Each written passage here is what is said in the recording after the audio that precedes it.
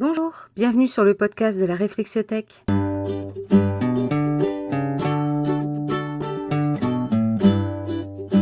Je suis Gwenaëlle, accompagnante pour quelques épisodes encore des Bases arrières, et je vous présente la suite de Mission Famille, mon podcast sur la gestion de l'absence pour les familles de militaires. Peut-être que vous me suivez depuis quelques jours, quelques heures, en tout cas c'est le 6e épisode de Mission Famille.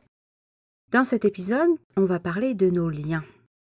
Car malgré l'absence physique, vous êtes toujours un couple, vous êtes toujours une famille, et on va le voir, en l'absence de quotidien partagé, ce n'est pas toujours facile de protéger les liens qui nous unissent. Ce qui manque quand l'autre part, ce n'est pas toujours complètement définissable. C'est une accumulation de petits détails dont on prend conscience quand ils ont disparu. En fait, ce dont l'absence nous prive le plus, c'est du quotidien. De tout ce qu'on ne raconte pas, de tout ce qu'on oublie de prendre en photo.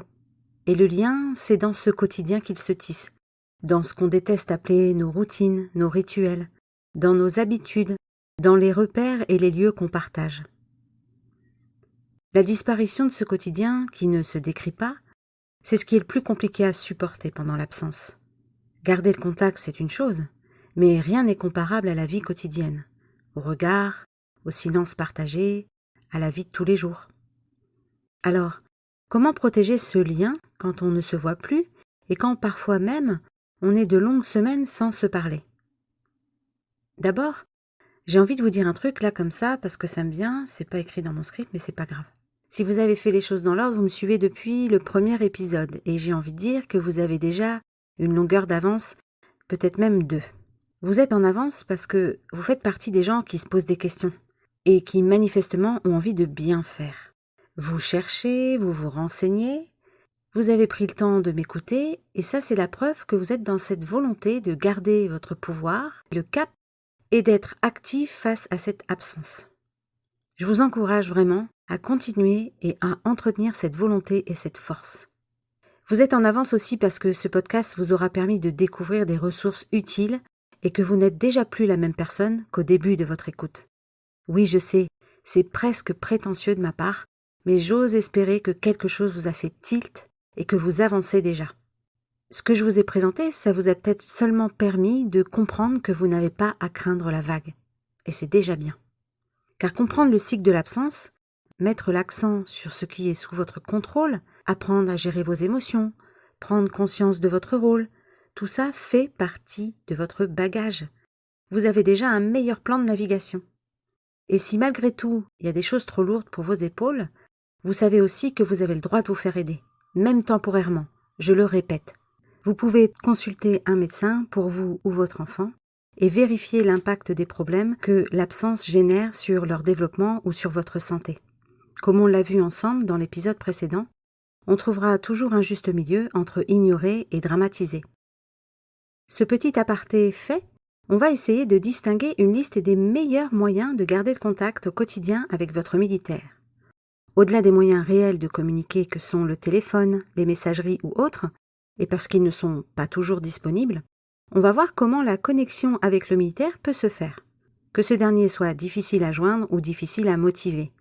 Oui, motiver, car dans les nombreux échanges que j'ai eus avec des compagnes de militaires, c'est un problème qui revient. Le militaire en mission, qui a la possibilité même petite de garder un contact, n'est pas toujours très actif et ne mesure pas l'importance que pourrait avoir quelques minutes consacrées à sa famille. On va lister dans un premier temps les leviers qui nous restent lorsque le militaire est difficile à joindre. En résumé, on va parler de sa place. Comment l'aider à conserver sa place?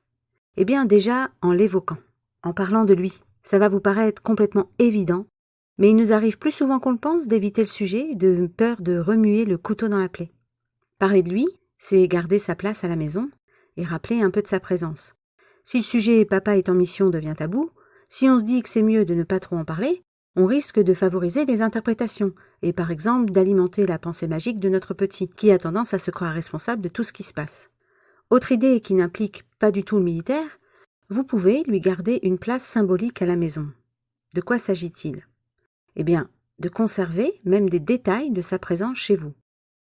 Vous laisserez des affaires lui appartenant, visibles de tous, à certains points clés que vous choisirez et que vous trouvez pertinents. Son manteau dans l'entrée, son gel douche sur le bord de la baignoire, sa place à table reste sa place à table, son établi peut rester en désordre si vous n'en avez pas d'utilité par exemple. On s'entend bien, je ne vous demande pas de vivre avec un treillis en boule au pied du lit, ni de lui mettre une assiette et des couverts.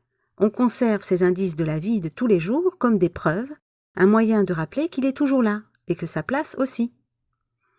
Avec un peu de préparation en amont, avant le départ, le militaire peut aussi prévoir des courriers qu'il remettra aux parents qui restent.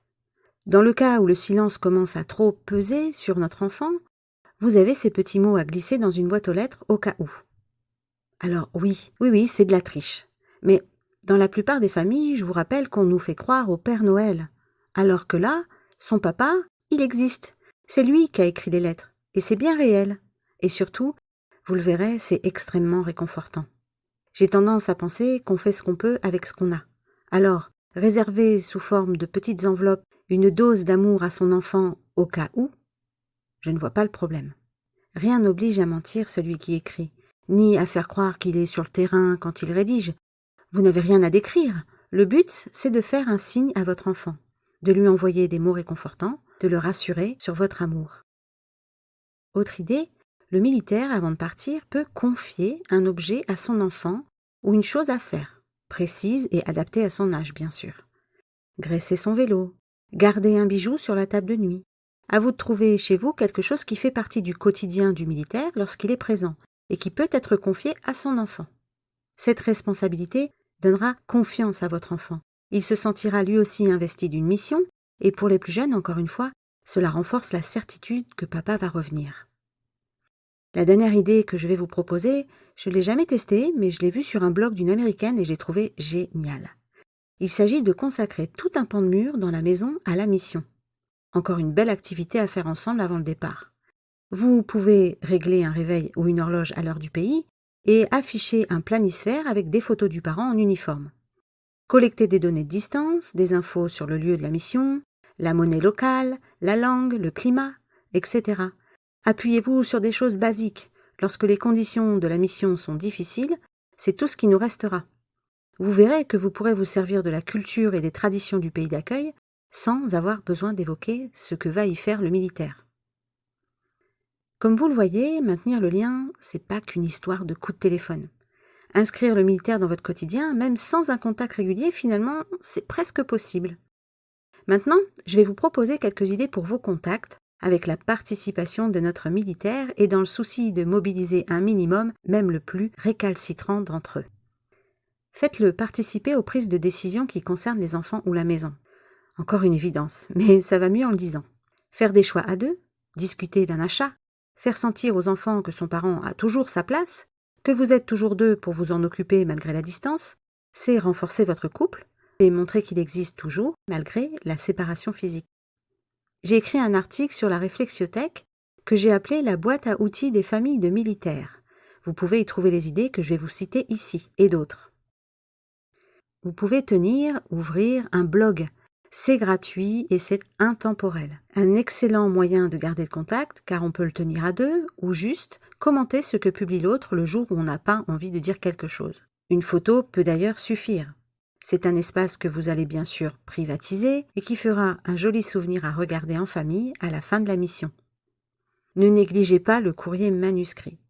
Un courrier, c'est un peu un morceau de temps en cadeau, celui qu'on aimerait partager. Un courrier, c'est un morceau de l'autre, il peut être relu et conservé. À notre époque, de moins en moins de couples pourront se réjouir un jour d'avoir ce type de souvenir dans leur tiroir. Transformez votre enfant en petit journaliste. J'ai imaginé préparer un document, d'ailleurs pourquoi ne pas le taper à l'ordinateur histoire de jouer le jeu à fond, et on se creuse la tête pour lui poser des questions. En fait, on va interviewer notre militaire sur sa journée type. Ce qu'il mange, quand est-ce qu'il a pensé à nous la dernière fois, comment sont les maisons, des gens là-bas, est-ce qu'il a des collègues sympas, est-ce qu'il a vu des villes, lesquelles, où est-ce qu'il dort, etc. Un document interview demande beaucoup moins d'efforts pour les moins inspirés. Pensez-y pour les aider. Votre enfant le préparera avec vous, ce sera l'occasion pour lui de poser des questions qui lui trottent dans la tête, mais surtout d'en parler avec vous. Ma dernière idée, elle est inspirée du film Le fabuleux destin d'Amélie Poulain. Si vous ne l'avez pas vu, dans ce film, il y a une petite farce, une histoire dans l'histoire, celle du nain de jardin voyageur. Amélie vole un nain de jardin dans celui de son père, et elle le confie à son amie hôtesse de l'air, qui alors l'emmène partout en voyage. Elle est chargée de prendre en photo le nain près de grands monuments. L'hôtesse envoie les photos du nain de jardin globe-trotteur au papa au fur et à mesure de ses périples. Dans nos familles, les enfants peuvent confier une peluche aux parents. Bon, attention, on ne parle pas d'un tigre taille réelle, parce qu'en VAB, c'est moins maniable. Mais une petite peluche ou même une petite figurine qu'il prendra en photo à la manière de ce nain de jardin qui fait le tour du monde. La seule limite, c'est celle de son imagination. La peluche posée sur le véhicule de papa, dormant dans son lit, ou goûtant son rougail saucisse, il y aura toujours une bêtise à lui faire faire et vous avez trouvé un fil conducteur pour vos contacts. C'est simple et efficace. Je vais terminer sur le meilleur moyen de préserver votre connexion, partagez vos ressentis. Pas vous refaire tout l'épisode, mais parlez de vos sentiments, dites-le si vous vous manquez, gardez votre communication ouverte. C'est au cœur de votre relation que se trouvent les meilleurs ingrédients pour rester connectés les uns aux autres. Et là-dessus, j'ai aucun conseil à vous donner. Les sentiments qui vous unissent trouveront une voie pour se rencontrer. C'est le moment de terminer ce petit épisode en espérant qu'il vous a intéressé. N'hésitez pas à me faire un retour sur le site de la Réflexiothèque ou là où c'est possible pour vous. Je lis tous vos messages et je suis toujours très touchée lorsque vous prenez le temps de m'écrire. Je vous retrouve dans quelques jours pour le 7e épisode de Mission Famille qui sera consacré au retour. On verra ensemble ce qui nous attend lors de la dernière étape de ce processus, la phase de réunion telle qu'elle est définie dans le cycle du déploiement. Je vous dis à bientôt dans les commentaires ou messages. Prenez soin de vous. Ce podcast vous a été présenté par la Réflexiothèque. L'ensemble de mon podcast est protégé par le Code de la protection intellectuelle.